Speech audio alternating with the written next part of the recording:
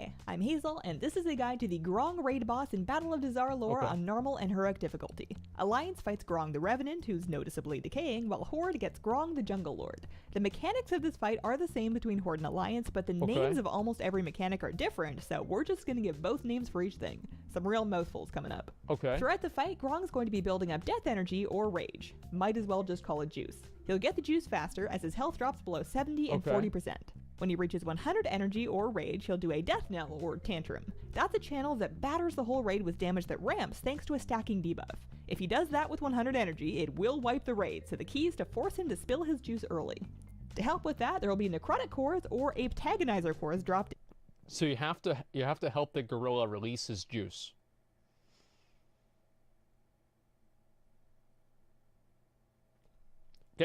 In. Someone can pick that up and use their extra action button to zap him for 5% of his health and trigger the juice spilling as long as he had at least 25 energy. I'm thinking... Oh no. Oh no. Oh no. So you guys don't even understand why this is bad. Let me reread this, okay? Early. To help with that, there will be necrotic cores or aptagonizer cores dropped in. What happens whenever Billy the dipshit clicks on an orb and he doesn't use it on Grong? Think about that. Yeah, see, like, whenever I look at these mechanics, I don't look at how to do it right, because I just assume you're going to do it right, because it's fucking easy. I look at the ways that people can do it wrong. That's a way that people can do it wrong. Then kick Billy. Antagonizer cores dropped in. Yeah, but he's still white. Someone can pick that up and use their extra action button to zap him for 5% of his health and trigger the juice spilling as long as he had at least 25 energy. I'm thinking aim for over 50 and under 75. You can hold on to the core for a bit, so take your time and zap him when the raid's ready. Yo, that tank just got fucking deleted. So take your time and under. Like, watch this tank's health right here. The blood decay, top left. I'm thinking aim for over 50 and under 75. You can hold on. Fucking Fucking gone, dude. She targeted him to heal him. He got fucking deleted. Okay, Grong does tank damage. I like it. For a bit, so take your time and zap him when the raid's ready. Even with an early death knell tantrum, you'll still want to use healer cooldown, so maybe set up an order for that. For the tanks, he has a special and somewhat scary combo. He'll do 3 attacks in a row, which are each randomly chosen to be either a bestial smash or a rending bite. The smash is straight damage that makes future smashes hurt 5 times more, and the bite is a heavy bleed. Basically, what you want to do is tank swap mid-combo as soon as he's about to repeat an attack. We're trying to avoid having any one tank take 2 smashes or 2 bites. If you No, you guys say RNG, this is bad. I think this is good, because this separates bad tanks from people that are just not fucking stupid. I'm not going to say good. I'm going to say people that are just not fucking stupid. If you're bad, you can probably still figure this out. But if you're stupid, you won't. So it's not that bad. Yeah, it's basically Ursoc. And by basically Ursoc, I mean it's Ursoc. This is Ursoc. And instead of him being a gorilla, or he is a gorilla, he's a gorilla instead of a bear this time. And the combo is random. So basically one guy tanks the bites, the other guy tanks the smashes. Pretty fucking simple. You get unlucky enough to see 3 of the same moves in a row, just use some big cooldowns and pray it's not 3 smashes. Wait, what? If you get Wait a second. You're stupid? Wait, what? Both tanks take a sample of both? Wait. Oh, it says bestial smash. I thought it said rending bite. Okay, yeah. Lucky enough to see 3. So that means that it can randomly just be 3 smashes, and then one guy has to take a 500% smash. I might have to go back on what I said about the RNG.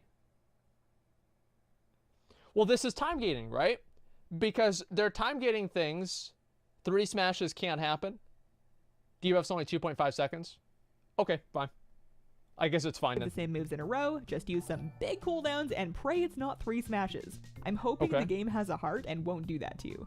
On Heroic and higher, he finishes the combo with a bestial throw and bestial impact. The Okay. throw grips the tank and damages them over 5 seconds, and then throws them at a random targeted player. It's very clear who's been marked, and that player is going to need some room. When the Okay. tank lands, Bestial Impact will do fall-off damage to Oh, the so raid, they have to so run the away. farther you can get from that, the better. All right. Up in melee, Grong will do a deathly or reverberating slam, followed by an echo. The slam Okay. targets a random melee and does damage in 10 yards of them. After about 3 seconds, that area explodes in an echo that does more damage and a knockback. Don't be all stacked up in one place and get out of the echo. See, I like this. Look at that mechanic there. Look at that. It explodes, dealing 140,000 damage. That should be 240,000 damage. That way it fucking one-shots you. If you're too goddamn fucking stupid to get out of the smash, it's a big, massive, purple pizza. You deserve to die. Not in real life, but just like in the game. You know, like, you deserve to get got. I'm sorry, but that's fucking pathetic. Like, you have to... Because, like, remember back in, like... Because I remember this. This is very, very clear memory in my mind. Fighting Mimiron in Older War and tabbing out and knowing my computer was so bad because I was watching porn at the same time we were doing the fight, and tabbing out, and the last frame that I saw as I tabbed back out to Newgrounds or whatever I was trying to find porn on, or I don't know, like E-Bomb's World. It was so long ago I can't fucking remember. And seeing that and knowing if I could tab back in I'd die, so I just told them I was lagging out before I even got killed. And those mechanics would just kill you in one hit for sure. And that's the way that it used to be. I like mechanics that were like that. Not a whole lot of them, but they matter. Throughout the fight, ads will appear on the outer This fight edges seems of the room. good. Alliance gets Death Specters, while Horde gets Ape-Tagonizers. They won't attack players, but instead spam Death Empowerment or Ape-Tagonize at the boss to give him juice. Kick that as much as you can. Those are the trolls in Trainwreck's chat. Wow. Okay. And kill those ASAP to avoid faster death knell tantrums. Yeah, the Alliance Ape Gang, Death dude. Specters will also send out Voodoo Blast. On Horde, that's called Megatomic Seeker Missiles, and it's done by unattackable flying ape wrangler ads overhead. It's the same thing, though. It sends out target-seeking missiles at the ranged, which do a 10-yard AoE when they land and leave behind a damage pool. Stay a bit spread out, move out of the just don't pools, get hit. and if at all possible, try to group them up near each other. When the ads die, they explode with Spirit Dispersion or Lightning Detonation. Don't be in that unless you have to be, and don't let them pop within 15 yards of the boss, or else they'll juice him up. On Heroic and higher, there's one more mechanic that makes everything we just looked at twice as fun. Okay. Grong will do Ferocious Roars, which fear anybody who is not standing within 5 yards of another player. That'll happen while you're dropping off missiles, avoiding echoes, getting the tank thrown at you, all that good stuff. Keep an eye on the timer so you know when it's coming, and have a buddy. Stick to your buddy. Boy. Be nice to your buddy. Don't leave your buddy. And that's Grong in the Battle of the Zara. Thanks for watching. If this video helped you out, please consider leaving me a like. That's a, yeah, dude, that is a clown fucking fiesta. Let's be honest. I mean, I see something like that, I know exactly what it is. That's gonna be a bunch of dumbass dipshits. Well, why do I keep getting feared? Like the people that are looking at Gahoon, wherever it says Gahoon cast gaze of Gahoon, turn away. They're like, what? Where is he? I can't turn away if I'm hitting the boss. And they get feared away. Those are the same goddamn people. Whenever I do Antorus and I tell people stack up on Veramathris and there's some dumbass that's standing at the beginning, why did I spawn an ad? What happened? Man, this group sucks. It's just gonna be the same thing. The best part about this is whenever you have a mechanic like this, there's almost always like 2 or 3 people that fuck it up. And they'll always blame someone else, right? They'll be like, oh, well, you were standing next to me and then you moved away from me. And so it's your fault. I mean, I was standing. I thought you were supposed to be there next to me and you walked away.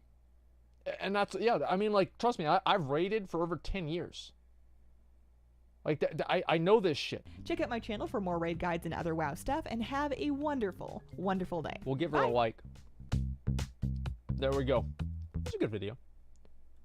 I like how, one thing that I like about these videos that she does is that it seems like she's tailoring the videos for the dumbest person possible, while at the same time not being insulting towards them. Because if it was me, I would be like, yo, so if you get hit by the red thing, you're a fucking retard. And then if you're not standing next to somebody, you're dumb. And then if you don't do the tank swap right, it's because you're fucking stupid. And then I'd get through all those fights, that'd be done, right? It's like, I used to do these, right? Like, I used to have, like, my 5-minute guides. Asmongold 5-minute guide. cleans his lair in under 5. Okay, dude. Where is it?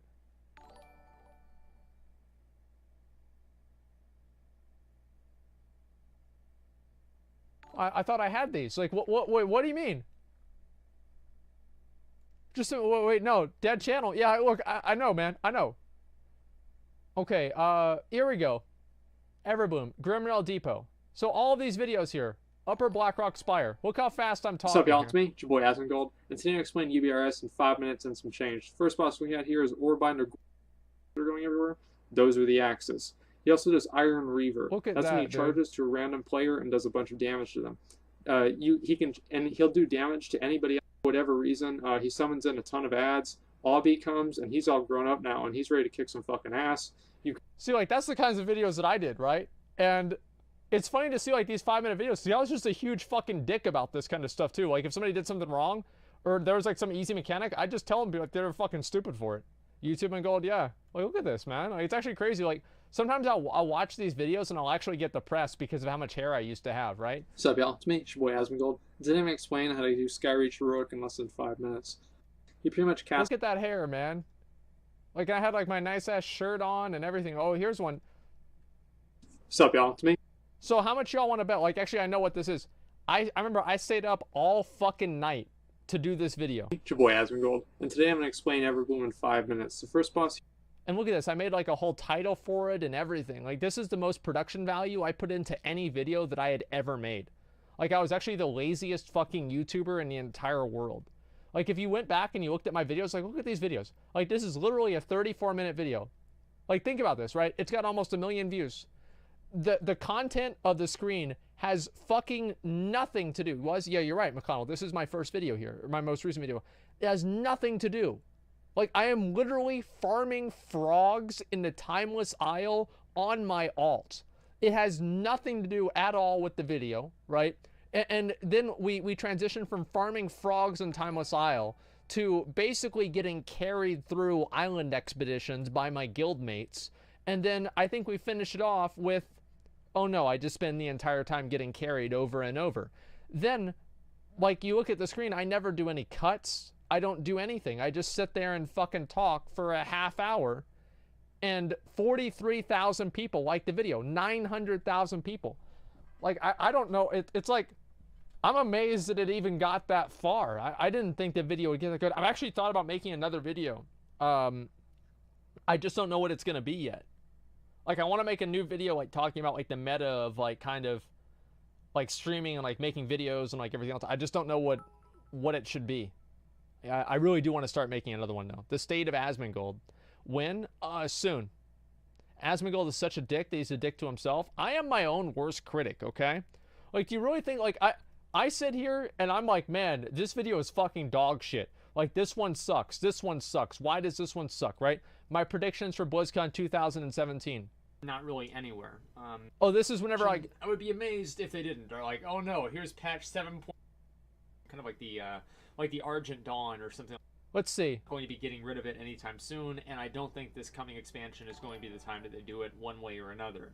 I don't really think that they're going to allow the two factions to play with each other, and I know I was right about that. I was right about basically everything. I don't want to go through the whole video. Just take my word for it whenever I was right about everything, okay? Make a Downfall of Blizzard video? Nah, I don't want to do that, man. Like, I'm not going to do that.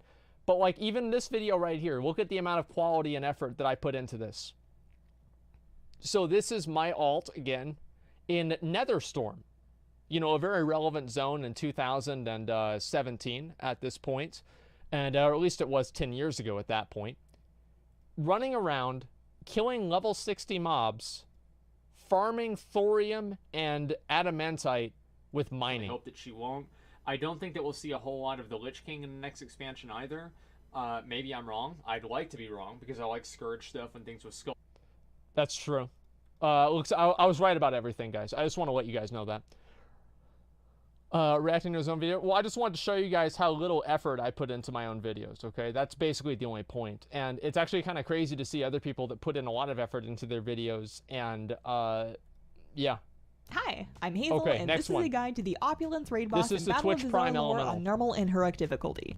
Despite being a pile of Decoration money, rocket, which good you'd work, think Zach. Thank you, everyone man. would be Appreciate into, that. this fight is an alliance story encounter. That means that Horde players doing this boss will be temporarily race changed into alliance, giving them new looks and racials. Oh. In the first phase, you want to kill the 2 guardians and steal some jewels. Split the raid clean in half and send one group left. Fuck. I have to plan things out.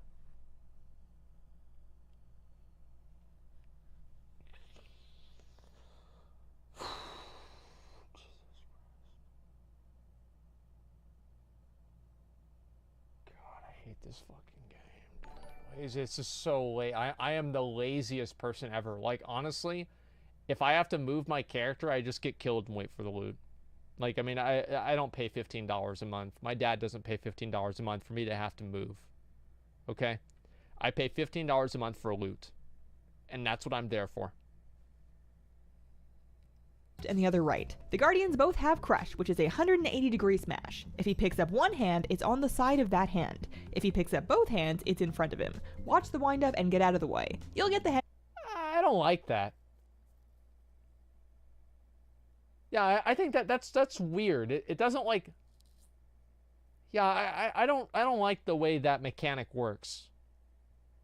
It's just what a shit mechanic. Yeah, I just.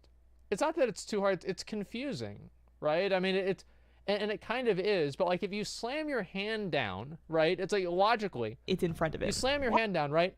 Like, why would the shockwave go all the way back there? It's like, imagine this, right? If I take some water and I throw a rock in the water, it's not really going to go that far behind me. It's going to go mostly in front of me. And it's just, I don't know, I think it's weird. I feel like there'd be a better way for them to telegraph this.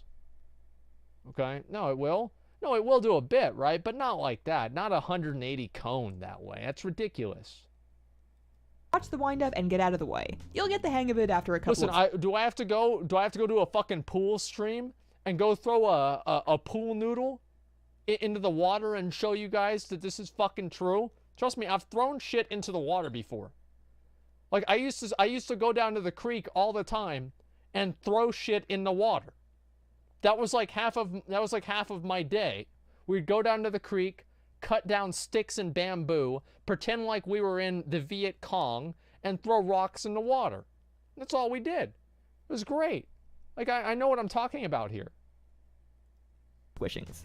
Inzashi over on the left has Volatile Charge. It's an 8-second debuff that pulses damage and drops an orb when it expires. Okay. If you get that, run it as out of the way as you can manage. Just get it to an edge and try to keep them together. On the right side, Yalat has Flames of Punishment. He's going to twirl in a circle while firing out fire cones. I like At least this. on the PTR, he went really fast. You just gotta stay behind. No, he didn't. Like, what do you mean? You just go around him, like, because he's right over there, because you're not supposed to be too far out, because if you are, then he's gonna hit you, because you can't get around him, because you have to go closer to him. Well, what do you mean? It's not, what do you mean it's fast? You just move. He doesn't do anything. Him and run with the circle. It might help to put speedier classes in this group. Well, you got Every 10% health, the Guardian moves ahead one square and then ignites the one behind you with Consuming Flame. This prevents you from going back to help your friends, and it also prevents you from catching up if you DC'd at the beginning of the fight. Oh. In these corridors are a couple of... Let's be more honest. If you were AFK at the beginning of the fight, you're like, yo, guys, I DC'd. Man, I can't help, I guess, because the red wall's out. Yo, all right, I'll see you guys in a bit, okay? Like, just, yo, text me if my helmet drops, okay? different traps to deal with. Flame Jet is these fire lines that you want to dodge. Oh. Ruby Beam will lock onto a player and laser down pools under them. If you get that, kite it out of the way and try to draw a neat little blob. Yo, this shit's Quickening hard. Toxin is a dot that'll go out. It does ramping damage Okay. but gives a nice little buff if it ticks while you're under half health. Healers can let that dip people below half for the buff if they're feeling up to it. Please check out the Joe Winter video in your Pantheon comments. Sure, remind me after I finish this video, and I'll look at the Pantheon video, okay? And then top them off before they die. If you accidentally let someone die, just tell them you were buffing them. Hex of Lethargy is a debuff that goes out that will damage you whenever you move. Healers can dispel that, and they really should. On Heroic and higher, the Guardians will overload at 30% health right about when they reach their final room. They'll randomly zap people and keep up everything they were doing, just bigger and more of it. You should have the gem buffs at this point, which will help you finish them off before you move on to the second phase. Before phase 2, let's talk about the gems. At the end of the hallway, you'll reach a gem room with a variety of crown jewels to choose from. Each player grabs one, and you keep your gem buff for the rest of the fight. So I'll tell you, I'm supposed to get the red one. Like, I already know this. I'm 90% sure that I'm supposed to get the red one. All right? Because you've got basically, let's see. Wait, am I wrong? I bet I'm not wrong. Because this one's for the tanks. These two are for the healers. This one's for melee DPS, it's strength. This is probably for, maybe like, see, I don't know which one these two are. And then I bet the opal was for ranged DPS. I just, watch. You can only take a gem for your role, and multiple people can take the same one, so there's no need to bicker. Both tanks get the Diamond of the Milkshake Protector, and that is your only option. The buff absorbs damage and becomes depleted after it's absorbed 3 times your health in damage. After 30 seconds of being depleted, it'll reactivate and you're ready to go. When you get depleted Diamond, it's time for the other tank to take the boss. For healers, there are 2 options. The Amethyst of the Shadow King buffs your haste and causes your heals to apply Shadow Touched. You want to keep that buff up on everybody all the time. At least one healer per side needs to take an Amethyst, preferably someone with a lot of raid heals. If it's a big raid, you might need more. Tailwind Sapphire is for any healers that are not assigned to the Amethyst. It gives a stacking damage buff to recipients of your heals, and on the 5th stat gives you a big healing and damage buff. For DPS, there are 4 gems to choose from. The Ruby of Focused Animus stacks a damage taken buff on your target when you hit them. One person should take this on each side. The Opal of Unleashed Rage buffs your damage for each new target that you hit, which is good for the second phase of the fight where there are adds. This one is good for classes with heavy cleave or AoE. The Topaz of Brilliant Sunlight is probably the most interesting gem, along with being a Dark Souls 1 reference. The owner of this gem stands away from other players to stack up a buff, and then becomes grossly incandescent, which gives nearby players 100% crit chance. A few ranged who enjoy having extra assignments should do that, and try not to overlap their buffs. For the rest of the DPS, there's the Emerald of Earthen Roots. While standing still, you'll stack up a buff that increases your damage. Don't move if you don't gotta. On Heroic and higher, when you pick up your gem, you'll get the Thief's Bane debuff. That'll do a massive hit of shadow damage to you after 30 seconds, which you'll only survive if an Amethyst healer has tagged you with the Shadow Touched buff. Hopefully they're on top of that, otherwise you're oh no. Oh no. Oh no, this is like people have to communicate and interact with each other by planning how they're going to use their buffs. I mean, this is kind of scary already. I don't know if we're going to be able to handle this, guys. This is intense. All right, it's a 1 minute. I guess it's a 1 minute buff. As long as it's like an AoE heal, I guess it could be okay. There's a lot of mechanics here. Holy shit. But it's on heroic? It's just like, it's a lot. Okay. Alright, so you got your gems, you finished off the constructs, and it's time to meet up in the middle to fight the actual boss. Okay, here we go. Horde power is why you don't pull the boss right away. As long as you killed both of the constructs, it won't do anything and you get some free damage time. If you skipped phase 1 and went straight for the boss, I'm sorry, that sucks. Liquid Gold is a dot that drops a pool of goo when it expires or is dispelled. Run that to the edges to drop it. Healers should dispel the Liquid Gold as soon as people are out of the way and not earlier. See, I like that. Because that's the exact same mechanic that was in King's Rest first boss. I like it whenever they add mechanics that were exactly the same as previous mechanics. In like the same, I mean, like obviously expansions back is different. But like within the same expansion, whenever they use mechanics from dungeons and implement them in raids, I feel like it makes dungeons more of a teaching tool. Like having a mechanic from Ragnaros and using it now is like, you know, whatever. But this, in a way, I think is good. Spirit of Gold adds will spawn around the boss and make their way to the edges of the room. If they make it, they'll start throwing money everywhere, which hurts if it hits you, and that's a problem. Stun